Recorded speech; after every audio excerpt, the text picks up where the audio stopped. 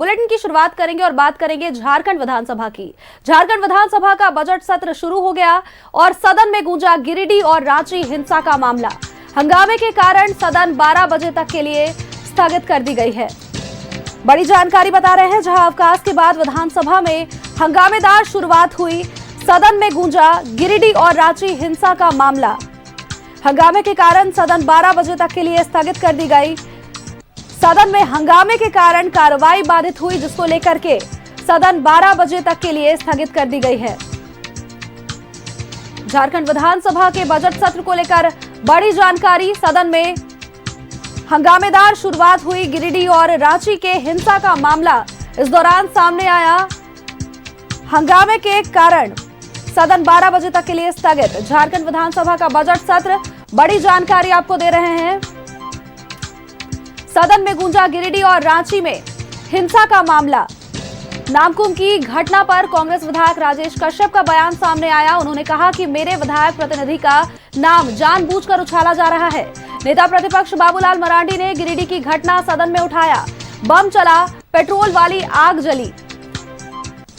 बाबूलाल मरांडी ने ये बातें कही। उन्होंने कहा कि इस घटना में जो केस हुआ वो तुष्टीकरण है।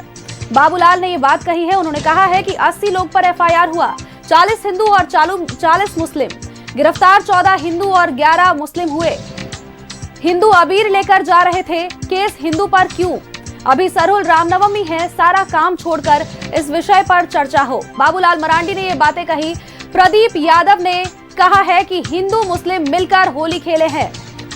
इनके नेता लोगों को भड़काते हैं। इसके बाद बीजेपी विधायक वेल में आए। मंत्री सुदिव्य सोनू ने कहा कि जो चित्रण नेता विपक्ष कर रहे हैं वो अधूरा है। वो कौन लोग थे जो मस्जिद के पास घटना को अंजाम दे रहे थे? गिरिडीह की घटना पर मंत्री हफीजुल हसन का बयान सामने आया। उन्होंने घटना को लेकर कहा कि सियासी रोटी सेकी जा रही है, देश के हालात अच्छे नहीं हैं। हफीजुल हसन ने ये बातें कही। ये लोग यूपी की तरह राज्य को इस माहौल में रंगना चाहते हैं। हफीजुल हसन की ये बातें सामने आई है।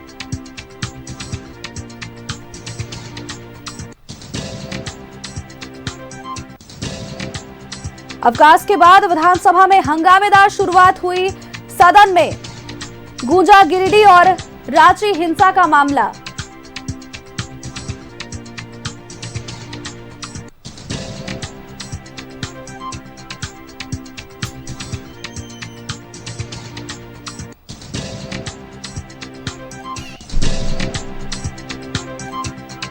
गिरिडीह की घटना पर अब राजनीति भी गर्मा गई है। मंत्री और स्थानीय विधायक सुदिव्य कुमार सोनू का भी बयान सामने आया। उन्होंने कहा कि पूरी तरह से प्रायोजित थी ये पूरी घटना। इस घटना के लिए कोई एक पक्ष नहीं, दोनों ही पक्ष जिम्मेदार है। रघुवर दास बीजेपी के एजेंडे के तहत काम कर रहे हैं। ये बड़ी बात। गिरिडीह की घटना पर राजनीति गर्माती हुई नजर आ रही है। हंगामेदार शुरुआत हुई है विधानसभा के बजट सत्र की। अवकाश के बाद ये शुरुआत और हंगामे के कारण सदन 12 बजे तक के लिए स्थगित कर दी गई है।